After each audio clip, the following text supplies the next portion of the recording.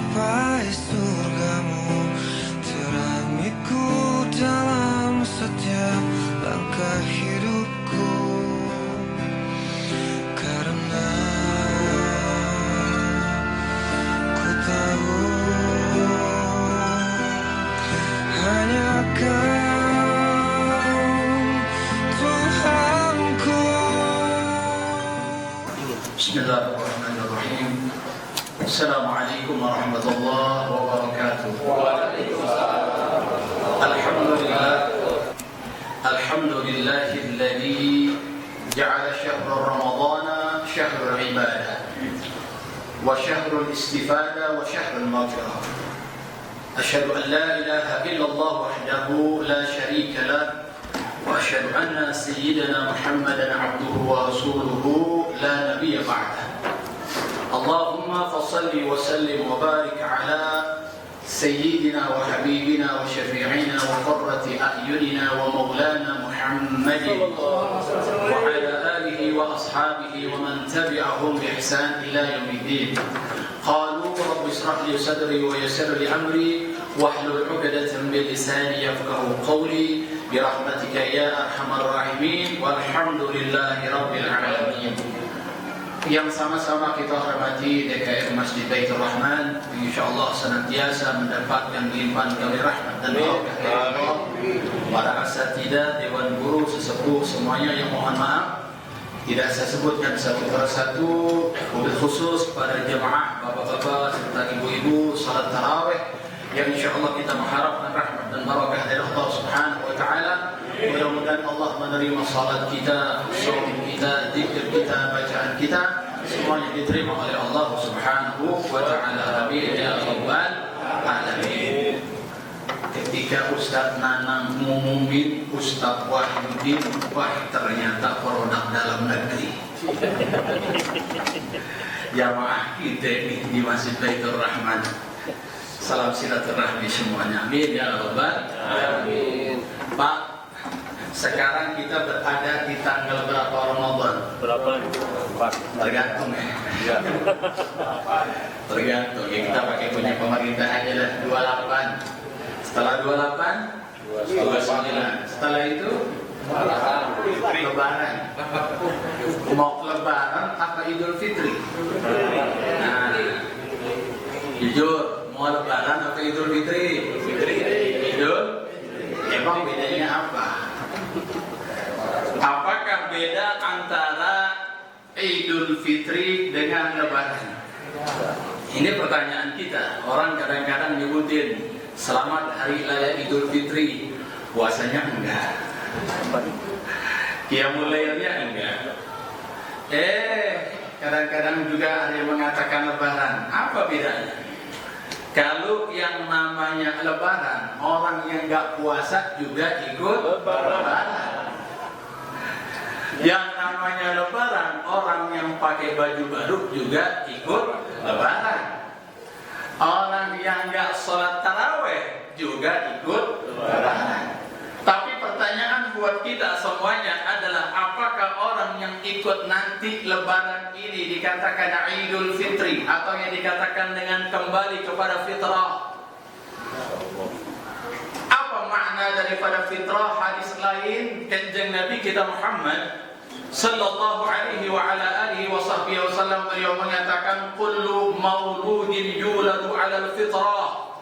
Setiap bayi yang lahir ke dunia ini, yang keluar dari orang tuanya, itu lahir dalam keadaan fitrah. Makna daripada fitrah tersendiri adalah suci. Kalau kata Pertamina apa? Kembali mulai dari nol. Orang yang enggak salat tarawih, apakah orang yang enggak puasa itu akan kembali kepada fitrah, akan kembali kepada nol? Yuk, saya menukil hadis Nabi kita Muhammad sallallahu alaihi wa ala alihi wa sahbihi wasallam di dalam kitab An-Nafahatur Ramdaniyah karangan As-Sayyid Muhammad Haddad. Apa kata kanjeng Nabi kita Muhammad sallallahu alaihi wa ala alihi wasallam, syarat seseorang ingin mendapatkan gelar fitrah nanti ketika hari raya Idul Fitri, apakah syarat indikator seseorang ketika dia ingin dikatakan orang yang kembali kepada fitrahnya sesuai dengan apa yang dikatakan oleh kanjeng Nabi kita Muhammad sallallahu alaihi wa ala alihi wasallam. Syaratnya apa? Faqala Rasulullah sallallahu alaihi wa ala alihi wasallam, inna Allah ta'ala iftarada shaum Ramadan wa sanantu alaihi qiyamahu man shamahu wa qamahu imanan wa ihtisaban ghufirallahu ma taqaddama min dhanbihi. Tahu artinya? Lebaran makan ketupat.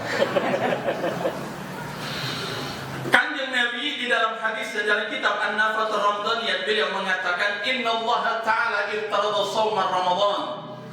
Sesungguhnya Allah Subhanahu wa taala memberikan kewajiban kepada umat Islam untuk puasa di bulan Ramadan. Wasanantu, aku sunahkan kepada kanjeng Nabi qiyamahu pada malam harinya untuk qiyamul lail atau ihya'ul lail, untuk menjalankan amalan-amalan sunnah yang tidak lain adalah salat tarawih. Lalu apa kata kanjeng Nabi? Man shamahu, barang siapa yang puasanya, wa qamahu, yang qiyamul lailnya dengan salat tarawihnya, dengan iktikafnya, dengan membaca Al-Qur'annya, dengan zikirnya, dengan aurat-auratnya yang diajarkan oleh kanjeng Nabi, imanan wa ihtisaban, didasari karena keimanan dan keikhlasan karena Allah, ghufirallahu ma taqaddama min dzambih, maka Allah Subhanahu wa taala akan memberikan ampunan kepada hamba tersebut terhadap dosa-dosa yang telah lalu. Amin. Pertanyaannya buat kita adalah, yuk nih sebentar lagi Ramadan mau pergi. Ramadan 2 hari lagi akan meninggalkan kita. Yuk kita introspeksi. Yang pertama adalah puasa kita. Bagaimana puasa kita? Sesuai dengan syariat yang diajarkan oleh kanjeng Nabi tidak? Atau qiyamul lail kita? Bagaimana salat tarawih kita? Zikir kita, salawat kita, iktikaf kita bagaimana di bulan Ramadan? Kalau seandainya kita sudah laksanakan ini, mudah-mudahan kita akan bagaikan badai di hari lahir. Amin ya rabbal alamin.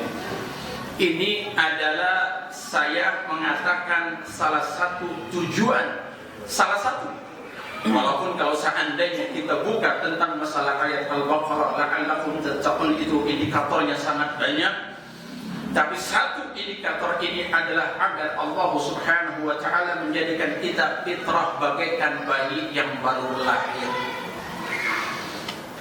Akan tetapi jamaah yang dirahmati Allah Subhanahu wa taala, apakah orang yang puasanya cakep, orang yang puasanya dia jaga yang namanya nafsu syahwatnya, dia pandangannya, nadrahnya dia jaga, hatinya dia jaga, makannya dia jaga, minumnya dia jaga, qiyamul lail dia rajin, dia iktikafnya rajin, dia baca Al-Qur'annya setiap malam, dia zikirnya setiap malam, apakah dia ini serta merta akan fitrah? Ternyata As-Sayyid Muhammad Al-Haddad di dalam kitab An-Nafahathur Ramadaniyah beliau mengatakan apa? Faqala al-ulama arba'atun mahrumun minal maghfiratillah fi Ramadan wa ghairihi. Ternyata jamaah yang dirahmati Allah, orang yang puasanya cakep, dia jaga nafsunya, dia ibadahnya rajin. Akan tetapi waqala ulama, ada 4 golongan yang diharamkan oleh Allah, yang tidak akan pernah mendapat ampunan dari Allah walaupun ibadahnya banyak. Dia ibadah, sedekahnya, zikirnya, itikafnya, qiyamul lailnya, istighfarnya, puasanya, tapi ulama mengatakan arba'atun mahrumun minal maghfiratillah fi Ramadan wa ghairihi. Ada 4 golongan yang tidak akan pernah mendapat ampunan dari Allah di bulan Ramadan wa ghairihi maupun di luar bulan Ramadan. Udah dipanggil manjan. Lanjut jangan. Lanjut jangan nih. Parkir, lanjut. Jamaah yang dirahmati Allah Subhanahu wa taala, ini adalah warning. Ini adalah sesuatu yang harus kita antisipasi. Jangan sampai ibadah kita di bulan Ramadan, iktikaf kita, zikir kita, qiyamul lail kita, puasa kita, akan tetap kita nggak kembali kepada fitrah. Penyebabnya apa itu? Di situ di dalam kitab An-Nafhatul Ramdaniyah beliau mengatakan penyebab pertamanya adalah al-aqul walidain. Apa penyebab daripada orang yang tidak akan pernah diampuni oleh Allah? Yang pertama sebabnya adalah al-aqul walidain. Orang yang durhaka sama orang tua, orang yang nyakitin hati orang tua. Dia durhaka kepada kedua orang tuanya. Dia punya orang tua, dia durhakain, dia sakitin hatinya walaupun dia ibadah rajin. Dia membaca Al-Qur'annya khatam berkali-kali khatam. Dia sering iktikaf di masjid. Dia membaca Al-Qur'annya, qiyamul lailnya, puasanya dia jaga. Tapi kalau seandainya dia punya orang tua, hatinya sakit karena dia belum minta ridho kepada orang tuanya, haram. Tidak lain tidak akan pernah mendapat ampunan dari Allah Subhanahu wa taala. Saya kira kita sepakat, kita di sini pasti punya orang tua, betul enggak? Betul. Punya orang tua apa? Ya. Pasti. Makanya itu kalau kita lihat budaya mudik itu, kalau kita lihat dari hukum kaidah usul fikihnya, maqasidnya itu cakep. Dan ada kaidah usul fiqh itu lil wasail hukmul maqasid. Jadi maqasid orang mudik itu tidak lain adalah untuk ngejar di kampungnya ada ibu bapaknya, betul ya? Dia ingin pulang ke orang tuanya, dia ingin pulang ke kampungnya, dia sudah sekian tahun dia ketemu sama orang tuanya. Kenapa? Maqasidnya ini jangan sampai dia dikatakan anak yang durhaka kepada orang tua.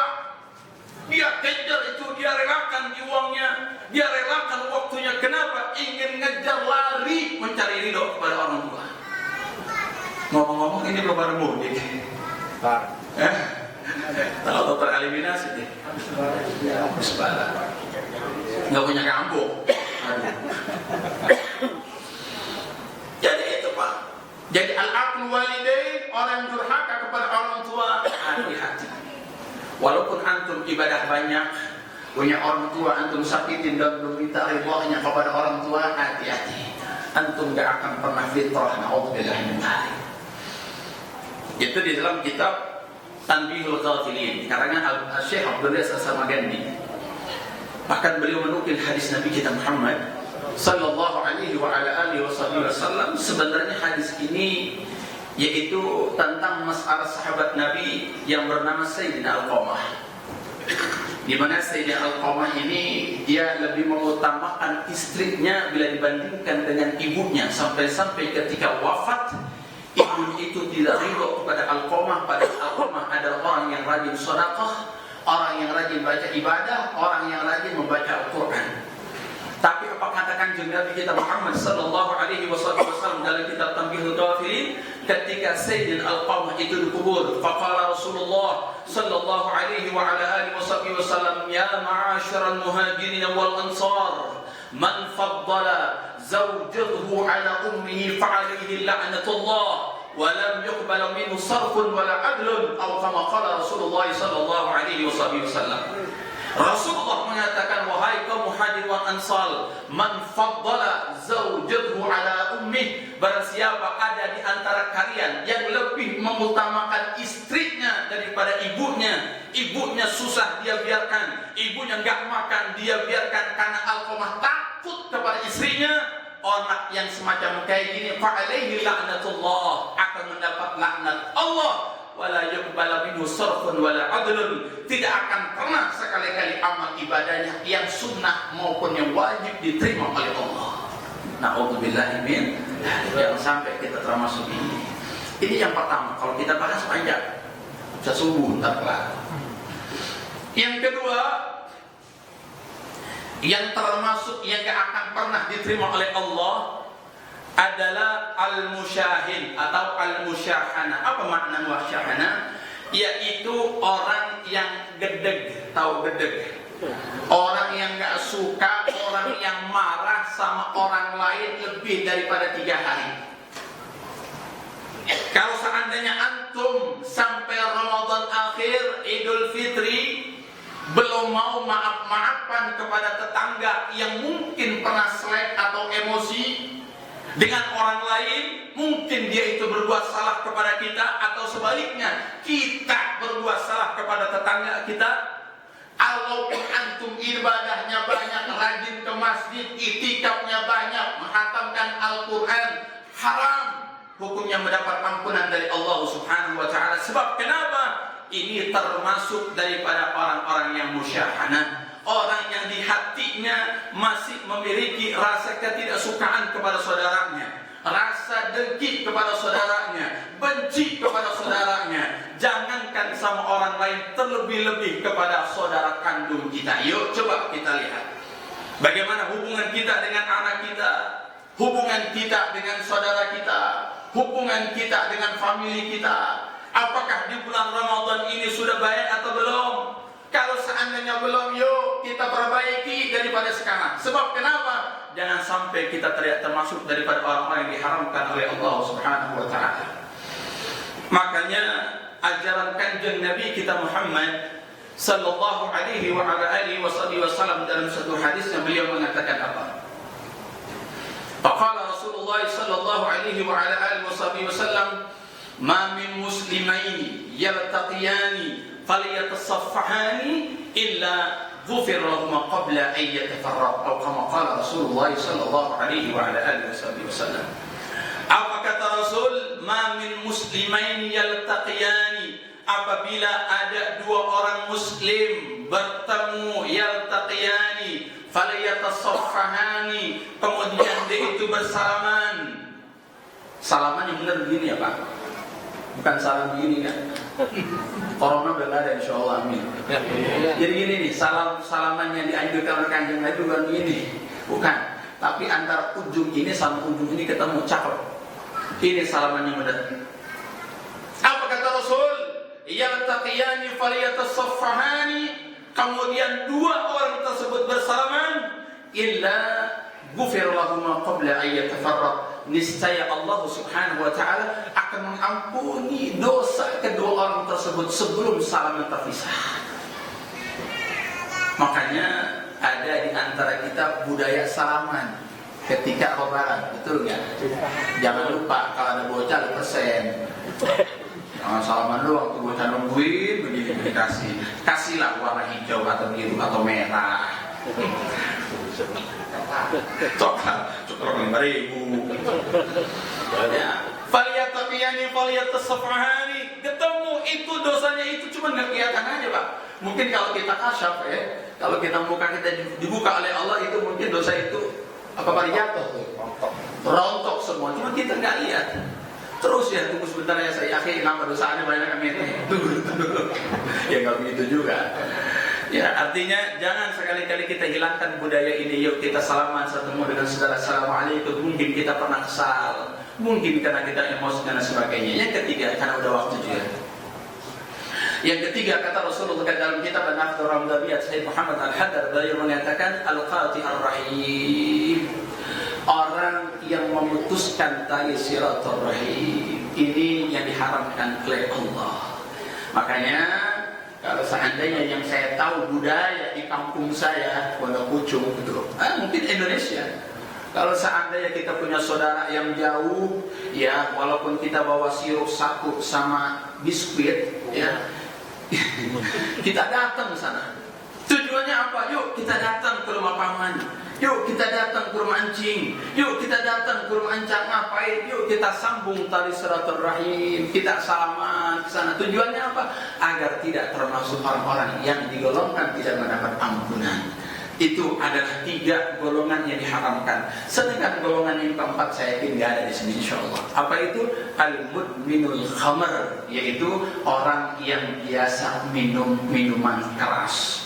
Artinya kesimpulannya adalah jamaah yang dirahmati Allah Subhanahu wa Ta'ala, saking indahnya Islam, saking cakepnya agama yang dibawa oleh kanjeng Nabi kita Muhammad sallallahu alaihi wa ala alihi wasallam, yang diperhatikan tidak hanya hubungan vertikal kepada Allah, tapi ketika hari raya dibangun di sini bagaimana hubungan kita dengan hablum minan nas secara horizontal. Hubungan vertikal harus bagus, terlebih-lebih bagaimana hubungan horizontal kita dengan tetangga kita, sehingga kita semua ketika keluar daripada bulan Ramadan menjadi orang yang fitrah. Amin ya rabbal alamin. Mudah-mudahan Allah Subhanahu wa taala mengampuni semua dosa dan kesalahan kita, dosa kesalahan orang tua kita, dosa dan kesalahan kakek kita semuanya, dan mudah-mudahan Allah Subhanahu wa taala menjadikan kita orang yang fitrah, orang yang suci, dan Allah Subhanahu wa taala menerima semua amal ibadah kita, salat kita diterima oleh Allah, puasa kita diterima oleh Allah, zikir kita diterima oleh Allah, dan Allah Subhanahu wa taala mewafatkan kita dalam keadaan husnul khatimah. Ya Allah biha, ya Allah biha, ya Allah biha husnul khatimah. Ya Allah biha, ya Allah biha, ya Allah biha husnul khatimah. Rabbana la tuzigh qulubana ba'da idh hadaytana wa hab lana min ladunka rahmah innaka antal wahhab. Rabbi ighfir warham wa anta khairur rahimin. Allahumma khaliqal furqan wa manzilal Qur'an bil hikmati wal bayan. بارك اللهم لنا في شهر رمضان، بارك اللهم لنا في شهر رمضان، وعدها اللهم سنين بعد سنين وعام بعد أعوام. ربنا آتنا في الدنيا حسنة وفي الآخرة حسنة وقنا عذاب النار، والحمد لله رب العالمين. السلام عليكم ورحمة الله وبركاته.